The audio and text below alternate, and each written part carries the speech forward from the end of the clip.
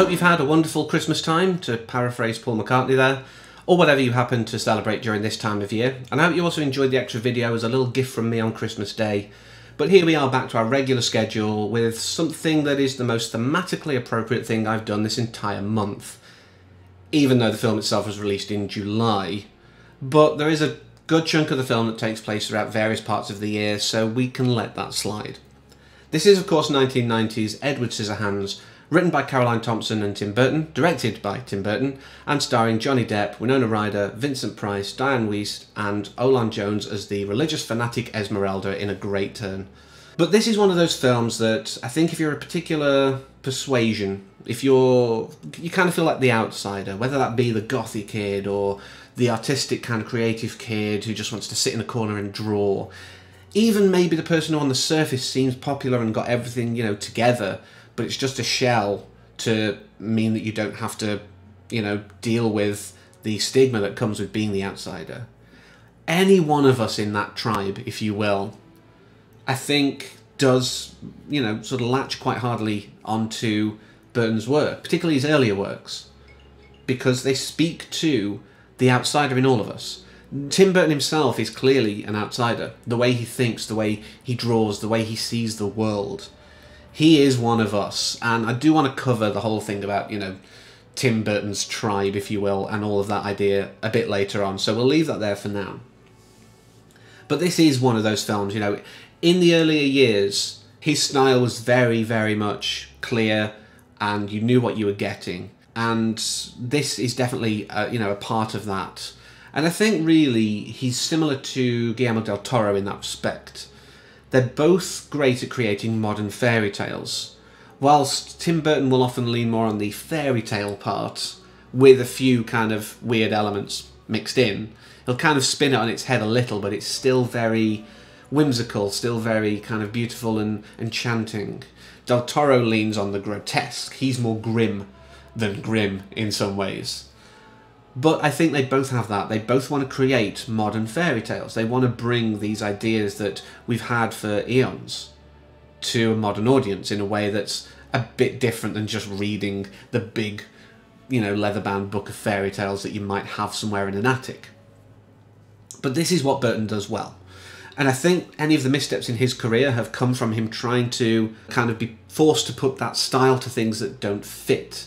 Weirdly, even Alice in Wonderland didn't quite fit because it can't work how he wanted it to work in the same way. And I think also there are elements of people, you know, who maybe aren't part of the tribe, who appreciated, oh, that's different and new, but, you know, felt it was a bit like, okay, can we get something different from this guy? And I totally understand that. I totally get where people are coming from. That's fine, you can have your opinions. But I think that there is an element, I think, of mainstream kind of burnout of that. And I think that doesn't help creators like Burton. You know, mainstream isn't really where they belong. We saw it again with, you know, M. Night Shyamalan. When he's allowed to do what he wants on his own terms, he's so much better than a big studio pushing him to make something for them, trying to, again, force his style into where it doesn't fit. It's the square peg round hole idea. And you haven't got sanding paper to make it fit. But also, with Burton comes certain expectations of style. We have it throughout this entire era, including Nightmare Before Christmas, even though, I want to stress, it's Henry Selick who directed it, not Burton, but it's still Burton's vision. Just clearing up that, still, to this day, you know, misconception. But, you know, we have certain types of people who he works with quite regularly, and I think no Burton film feels Burton without Bo Welsh as production designer. You know, all of the things that you see on screen are, you know, in any film, it's a production designer interpreting the director's vision, you know, or like the storyboarder's vision and that kind of thing into reality. And people like Bo Welsh know exactly what they're doing for certain people. You know, you will often see production designers tend to work with similar directors because they have this ability to understand what they want. And like I say, no Burton film, particularly of this era, would look the same without Bo Welsh's input. So, big hat tip there. As a musician, I'm of course going to talk a bit about Elfman. I could do a whole video on Elfman, but I won't. I'll keep it as brief as I can. But as soon as I started to kind of write orchestral pieces, there was a little Danny in the back of my mind, you know, telling me, juxtapose, let's put whimsy and dread right next to each other.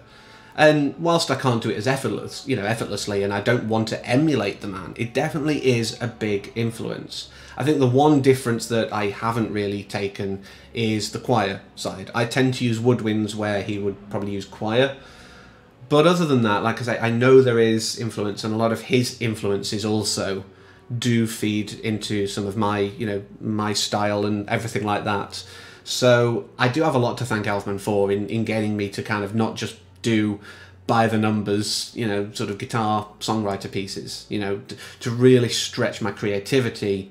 There is a bit of Danny in there, like I say, amongst a whole host of others. But it's quite amazing that he also is not a traditionally trained composer. I think maybe I also attach to that. But like I say, this isn't a big video praising Elfman. I need to get on with Edward Scissorhands. And I think this whole idea of Tim Burton, you know, appealing to the outsider comes through a lot in this film, in particularly how suburbia is portrayed. Where some would say this is a kind of horror film in some ways, I'd agree, but probably for a different reason than they would. They'd probably see Edward as the horrific, you know, man with blades for hands. We've seen that before in the early 80s. You know, this guy's name was Freddy. It's similar. But no, the horror in this film, for Burton and Burton types, is suburbia. You see it in how plastic and fake everyone is. Like, we see the arc of, you know, like, the whole idea with Avon. Like, the whole start of the film is artificial. Well, not the whole start of the film with the wonderful inventor bits, but when we see Peg going around the neighbourhood, you know, she knocks on a neighbour's door, and it's like, oh, weren't you just here? And we think, oh, this is like a persistent Avon caller, but it's actually the neighbour. Right from the start, we're shown the artifice of suburbia. And this is Burton in a nutshell. The artifice of suburbia is anathema to a creative, to anyone who doesn't want to conform. Conformity is bad. You know, whilst maybe as I've gotten older, I've gotten wiser, a little. You know, where sometimes you need to bow to certain societal rules, otherwise you're going to end up on the streets in a box gibbering at everyone who goes by whilst holding a bottle of some cheap liquor.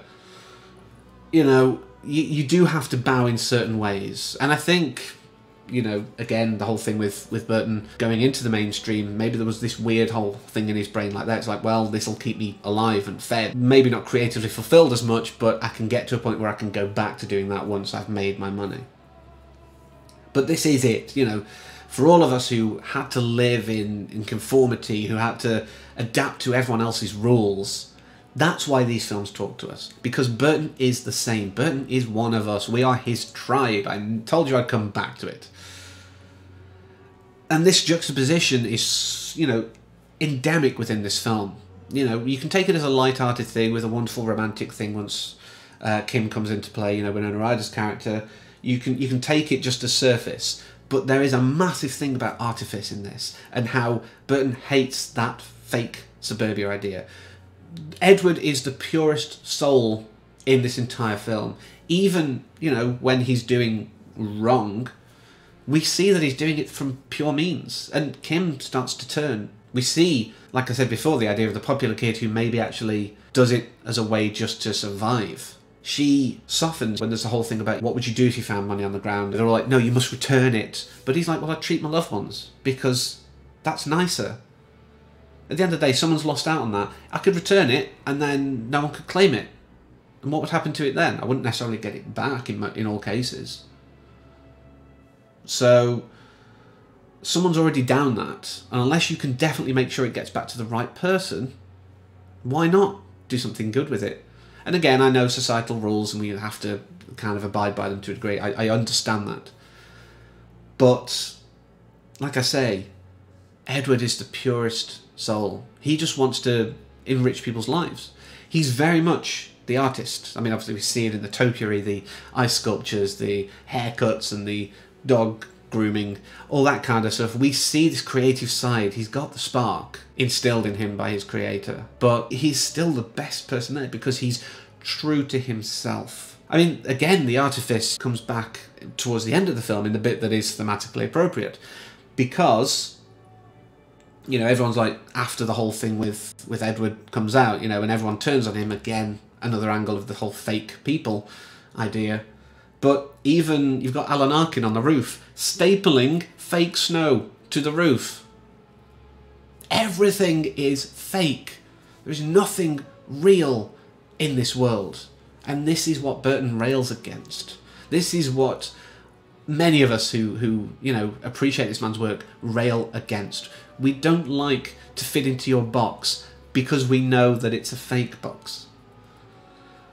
And that to me is what this film is. It is, you know, a way of saying, look how fake people are. Like I say, everyone loves Edward right throughout. It's like, oh, look at this new man, like the curiosity, and oh, he's useful now, you know, he's cutting our hedges, he's cutting our hair, he's doing everything.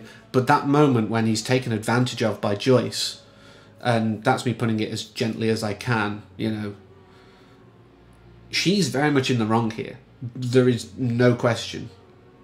You know, there is so much wrong with what she does. But, you know, she's part of the whole place turning against him. You know, she's very quick to suddenly go, oh yeah, he took advantage of me in the salon. Just because Jim took advantage of him. And I think that's also a very important thing in, you know, much of Burton's work. The idea that the pure souls are often taken advantage of by those with agendas. And that's bad as well. There is a little nod that I've never seen before when I was watching this film. In Kim's room, there's a pennant in the corner of the mirror. It says bland high. The moment I noticed that, it made me realise what this film's about fully. I finally got it at the tender age of 36. I went, oh, this is about conformity, how bland, you know, how doing this is just bland and boring. I mean, it was there anyway, but it just gave me that extra layer that I needed, that little extra note. But that's why I love this film. You can take it on the surface, like I've done for years, but I came to it with a slightly different critical eye. I was really picking it apart and enjoying it at the same time, which is great. But it is such a beautiful piece that still has a very good message. You know, conformity is terrible. No one should be forced into a box they don't fit in. An ideal world is where people like Edward can happily live. Like a Gothic mansion can exist at the top of this drive, but with beautiful topiary outside that Peg is wowed by. But I do want to close off with a couple of quick points. And I'll do probably the saddest one first. Because of course this was towards the end of Vincent Price's life. And I do want to quickly sort of give a nod to that, because they apparently had to cut short some of his filming schedule. He had emphysema and Parkinson's, which is what, you know, eventually ended his life, sadly. But yeah, they did have to really sort of cut down his work on this, and it kind of makes it a lot more real in a way, you know, when he's got the hands, and that scene is just beautiful. I think it's actually the scene that gave me an issue with like fingers and stuff, but you know, I'll take the rough and the smooth, but it's a really sad scene, and like I say, he died 3 years after. It was 1993. But it was pretty much his last major film work, and as a legacy, I think this is a good one, because his role in this is not like the Vincent Price that many of us would know from stuff like The Pit and the Pendulum and Fall of the House of Usher. A lot of his work, I mean, he's known for that, but he was a great funny man. He was great in so many different types and roles, but he just became linked because he just got that rich voice that works so well with this kind of thing. But yeah, such a sad moment, you know, of him passing in the film, and like I say, followed only a few years later. So, you know, yeah, big loss there. But at the end of the day, he was fairly old, so it's not as bad as if it was a young man in some ways. I know every death is bad, but, you know, at least he had a good run. But the last thing I want to end on is the fact that, I know I mentioned Elfman before and I didn't want to wax lyrical about him for the whole video, but the ice dance, to me, is the linchpin of this film. It is the piece of music that, when I'm watching it, it gets me every time. And it did this time. At the end, I was crying. I have no problem with saying that, because if something touches you deeply, if it speaks to you at your core, then the creator's done a good job. And any of us who create want that. We want people to react. We want people to emote. at our work. And I think of it as the greatest form of respect to everyone involved. You know, it's not just Elfman that this film can make me cry, because it is also at the end. You know, Winona Ryder's performance in the old makeup, which still to this day isn't too bad, not gonna lie. You know, everything about that just sells it, and it's just so beautiful. It's why I wanted to do this, you know, so I could do my own take of an Elfman work, which has been going underneath this, and there'll be a little bit at the end as usual on the end card. But I wanted to recreate Elfman in my own way as a way of thanks for basically almost 30 years of this. You know, this was, I think, my first real entry into Burton, and since then I've always appreciated the work that he and the people he surrounded himself with do. Edward Scissorhands, it's railing against conformity, it's being part of Burton's tribe, and, you know, maybe trying to teach us, trying to tell us, like every good fairy tale does, it has the moral, and that is accept the weirdos, because they're the creators, they're the innovators, and they're not fake. We're pure of heart, for the most part, and we just want good in the world. I think that applies to a lot of people. But yeah, creators just want to make the world a better place. Let them be. And what better message? You know, let's end the year on a positive here. You know, this is my New Year's message, and I hope some of you may take it up as a resolution. Let the weirdos be.